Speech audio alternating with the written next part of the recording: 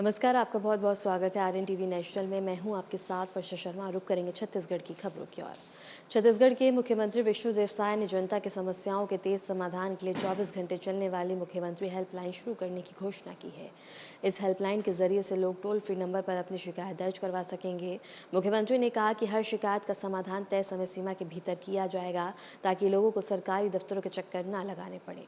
उन्होंने अधिकारियों को सख्त चेतावनी दी है, यदि कोई शिकायत समय पर नहीं सुलझी तो जिम्मेदार अधिकारी के खिलाफ कार्रवाई होगी। इस पहल का मकसद प्रशासन को जवाबदेह बनाना और आम लोगों को बेहतर और तेज सरकारी सुविधा उपलब्ध करवाना है।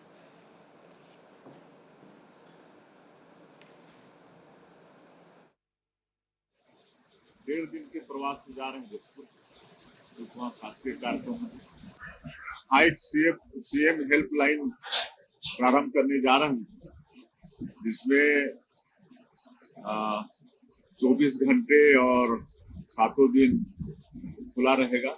इसमें कर्मचारी बैठे रहेंगे और जो टोल फ्री नंबर होगा उसमें कोई भी शिकायत दर्ज करा पाएंगे और सभी समस्याओं के निदान के लिए टाइम बाउंड होगा और समय पर उनके समस्याओं का निदान होगा।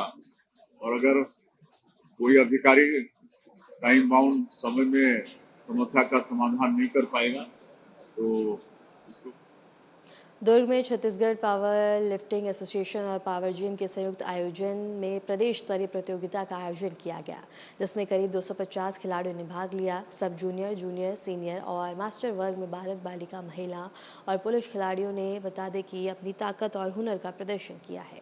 समापन समारोह में पूर्व मुख्यमंत्री भूपेश बघेल मुख्य अतिथि के रूप में शामिल हुए और विजेताओं को सम्मानित किया। इस मौके पर भिलाई में खेलों के बढ़ते स्तर पर खुशी जताई गई।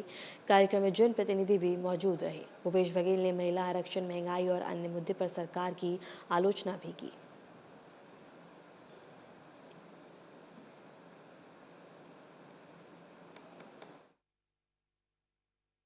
ये वेट लिफ्टिंग के खिलाड़ियों को सम्मानित करने का कार्यक्रम था और इसमें कृष्णा साहू जी जो हमारे अंतर्राष्ट्रीय खिलाड़ी हैं वो लगातार इस प्रकार से खेल का आयोजन करते रहते हैं और भिलाई में हमारे महापौर नीरज पाल जी लगातार खेल को प्रोत्साहित करने के लिए उनके स्टेडियम, चाहे इंडोर हो चाहे ओपन ग्राउंड हो, सबकी सुविधा उन्होंने उपलब्ध कराया। पूरे हमारे जो महापौर और पूरा एमआईसी और पूरे नगर निगम टीम इस प्रकार से काम किए, सबको बधाई। एक खेल का वातावरण भिलाई में बना है तो निश्चित रूप से जनप्रतिनिधियों का भी योगदान है।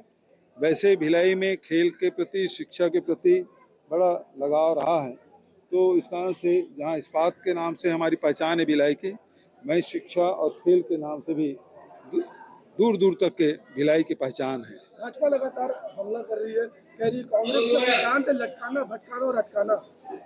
देखिए, इनसे ज्यादा मूर्ख कोई नहीं हो सकता। जब ऑलरेडी बिल पारित है 2023 में, आप ही प्रस्ताव है और लोकसभा में सर्वानुमति से पास हुआ था, तो 2.5 साल से रोके क्यों थे भाई? नोटिफिकेशन क्यों नहीं किया था? 16 तारीख रात को आप नोटिफिकेशन कर रहे हैं। महिला आरक्षण विधेयक को लेकर कांग्रेस ने बीजेपी सरकार के खिलाफ विरोध शुरू कर दिया है। रायगढ़ जिला कांग्रेस ने प्रेस वार्ता कर आरोप लगाया कि सरकार महिलाओं को 33% आरक्षण देने में देरी कर रही है। कांग्रेस का कहना है कि बीजेपी परिसीमन और जनगणना का बहाना बनाकर इसे 2029 तक टालना चाहती है। पार्टी ने कहा कि 2023 में पारित विधेयक के अनुसार महिला को तुरंत आरक्षण मिलना चाहिए। कांग्रेस ने बीजेपी पर महिलाओं के नाम पर राजनीति करने और आरक्षण को जानबूझकर लटकाने का आरोप लगाया।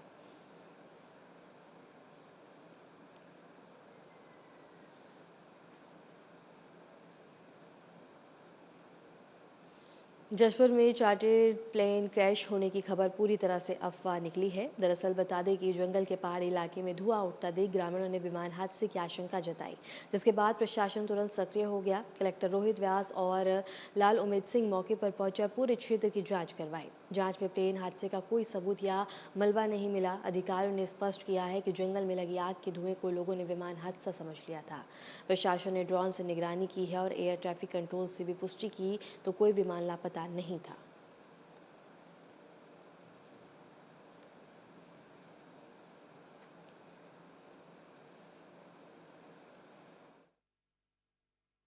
मीडिया में इस तरह की एक खबर चल रही थी कि नारायणपुर एरिया में प्लेन क्रैश हुआ है। मैं एसएसपी साहब, हमारी पूरी टीम मौके पर ही है। इस तरह का अभी तक हमको कोई एविडेंस नहीं मिला है कि यहाँ पर ऐसा कोई प्लेन क्रैश हुआ है। फॉरेस्ट डिपार्टमेंट की जो टीम है, उनके पूरे कर्मचारी हैं, वो भी मौके पर हैं और तलाश अभी भी जारी है। ड्रोन से भी सर्विलेंस कर रहे हैं, पर अभी तक किसी तरह के क्रैश का कोई एविडेंस नहीं मिला है। हम लोग एटीसी झारखंड, एटीसी उड़ीसा से भी संपर्क में हैं। अभी तक किसी प्लेन के मिसिंग होने की हमको सूचना प्राप्त नहीं हुई है। जी, फॉरेस्ट फायर यहाँ पे आम बात है। जंगल में गर्मी के मौसम में यहाँ पर आग लगती है और वन विभाग की टीम लगातार उसको बुझाती भी है। तो उसको इससे जोड़ के देखा जाना उचित नहीं होगा। अभी भी हम अगर फॉरेस्ट डिपार्टमेंट की टीम तलाश जारी रखी है, पर अभी तक हमको किसी भी तरीके के कोई प्लेन क्रैश का एविडेंस नहीं मिला है। सक्ती में अवैध रेत उत्खनन को लेकर ग्रामीणों का गुस्सा फूट पड़ा है। मरघटी नदी में मशीनें दिन रात रेत खनन के लिए किए जाने से नाराज ग्रामीणों ने चैन माउंटेन मशीन और हाइवा वाहन को घेर लिया। रेत परिवहन में बता दें कि लगे 12 हाइवा वाहनों को भी रोक दिया गया है। इस दौरान ग्रामीणों ने खनिज अधिकारी और इसके साथ ही तहसीलदार के खिलाफ जमकर नारेबाजी की। ग्रामीणों ने अधिकारियों पर मिलीभगत और घूसखोरी के आरोप लगाए हैं। मौके पर तनाव की स्थिति बन गई है। ग्रामीणों का कहना है कि ट्रैक्टर रेत घाट में नियमों की अनदेखी कर मशीनों से लगातार खुदाई की जा रही थी, लेकिन प्रशासन कार्रवाई नहीं कर रहा था।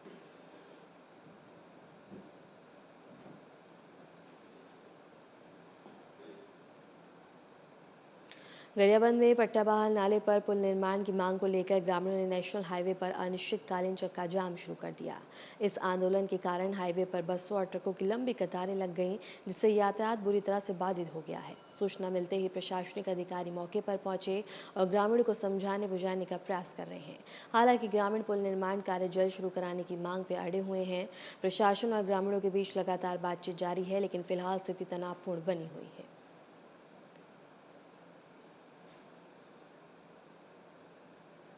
रायगढ़ में अवैध रेत खनन पर शिकंजा कसते हुए खनिज विभाग की उदासीनता टीम ने पुसुर और खसरिया क्षेत्र के सक्रिय अवैध रेत घाटों पर छापे मारकर कार्रवाई की है। इस दौरान करीब 5 से 6 रेत से भरे ट्रैक्टर जब्त किए गए। कलेक्टर के निर्देश पर खनिज विभाग ने अवैध खनन और परिवहन के खिलाफ अभियान तेज कर दिया है। अधिकारियों के मुताबिक कई रेत घाटों पर लगातार निगरानी रखी जा रही है। विभाग ने साफ किया है कि अवैध रेत खनन करने वालों पर अब ड्रोन के जरिए नजर रखी जाएगी और दोषी के खिलाफ कड़ी कार्रवाई की जाएगी।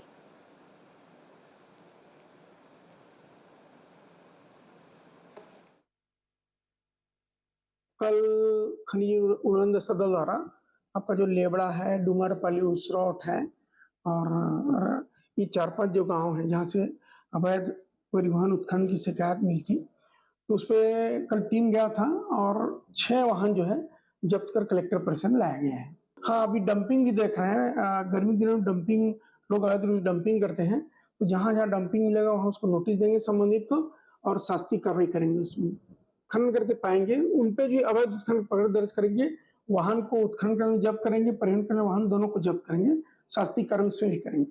कहीं से कोई संरक्षण नहीं है। देखिए, आपको क्लियर करूँ, माइनिंग विभाग से किसी कोई संरक्षण नहीं है। जहां जहां सूचना होगी हम सब पे कार्रवाई करेंगे। बिल्कुल निरंतर जारी रहेगी और तेज होगी कार्रवाई आगे। इसमें हम आगे राजेश और पुलिस विभाग को भी साथ लेके कोशिश करेंगे, संयुक्त कार्रवाई करेंगे अपनी, लेकिन कार्रवाई तेज करेंगे आगे। मरवाई में तेज रफ्तार का कहर एक बार फिर से देखने को मिला, जहां एक तेज रफ्तार बाइक ने सड़क किनारे टहल रहे 5 दोस्तों को जोरदार टक्कर मार दी।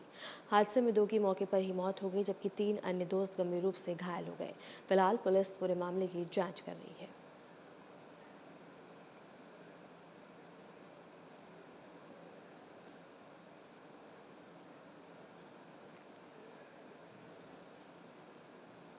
मरवाही की ग्राम पंचायत मटियाडांड में मरवाही की ओर से आ रही एक कार अनियंत्रित होकर पेड़ से टकरा गई है। टक्कर के तुरंत बाद वाहन में आग लग गई और कुछ ही मिनटों में आग पूरी तरह से जलकर कार पूरी तरह से जलकर खाक हो गई है। हादसे के बाद मौके पर अफरा तफरी मच गई। स्थानीय लोगों ने आग बुझाने की कोशिश की, लेकिन तेज रफ्तार के कारण सफलता नहीं मिल सकी। बता दें कि आशंका जताई जा रही है कि तेज रफ्तार के कारण वाहन अनियंत्रित हुआ। आग लगने की वजह शॉर्ट सर्किट या ईंधन रिसाव बताया जा रहा है।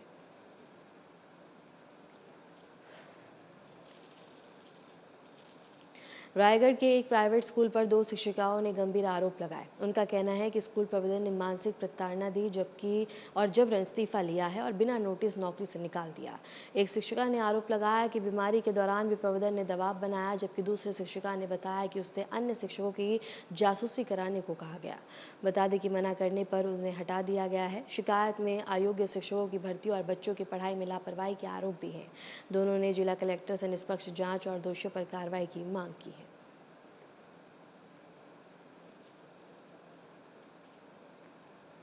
भरतपुर जिले में जंगली हाथियों का आतंक लगातार जारी है। जंगल में महुआ बीनने और ग्रामीण प्रेमलाल पर अचानक हाथी ने हमला कर दिया, जिससे उसकी मौके पर ही मौत हो गई। घटना के बाद से इलाके में दहशत फैल गई है। ग्रामीणों का आरोप है कि हाथियों की लगातार आवाजाही के बावजूद वन विभाग समय पर चेतावनी और सुरक्षा व्यवस्था नहीं करता।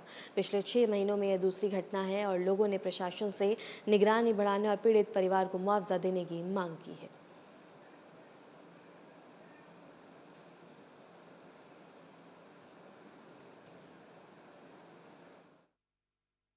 देखिए, ये जो नोरन हाथी है, नोरन हाथी मतलब अकेला हाथी जो घूम रहा है, ये हमारे यहाँ 18 तारीख से मतलब अपने पार्क परिक्षेत्र में मतलब विचरण कर रहा है। इसकी सूचना जो है हमने अपने नीचे स्तर की कर्मचारियों को मतलब सजग कर दिया है। इनके द्वारा गांव-गांव में यह मुनादी किया गया है। और बात ये है, कल की घटना जो दुखद घटना है, इसके लिए भी हमने अपने अधीनस्थ कर्मचारियों को बता दिया था और मेरा सतत इनसे संपर्क वायरलेस के माध्यम से होता रहा है और इनके द्वारा गांव में मुनादी कराया गया, कोटवार को बताया गया, मैसेज किया गया, जो हमारा सूचना तंत्र है उस हिसाब से इनके द्वारा किया गया और ये आकस्मिक ही घटना है।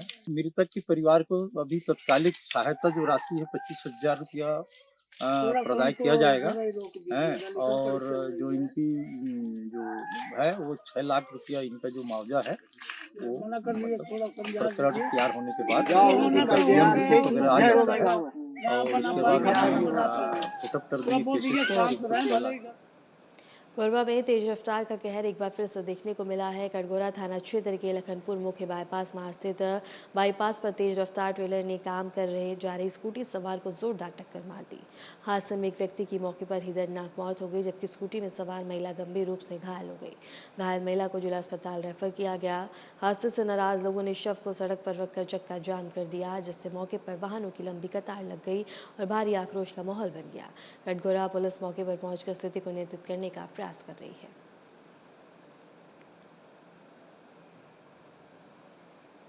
बस्तर के जगदलपुर में शिवम शाम का भव्य आयोजन किया गया है, जिसमें बड़ी संख्या में श्रद्धालु शामिल हुए। इस कार्यक्रम में दिव्य ज्योतिर्लिंग दर्शन, सामूहिक रुद्राभिषेक और सत्संग का आयोजन किया गया। मान्यता है कि ये पवित्र ज्योतिर्लिंग चंद्रदेव द्वारा स्थापित प्रथम ज्योतिर्लिंग से जुड़ा है, जिससे श्रद्धालुओं की आस्था और भी बढ़ गई। शाम 6 से 9 बजे तक चले इस आयोजन में भक्तिमय माहौल बना रहा। श्रद्धालु दिव्य दर्शन कर भाव विभोर हो उठे। भक्ति और आध्यात्मिक ऊर्जा से भरे इस आयोजन ने लोगों को अद्भुत आध्यात्मिक अनुभव कराया।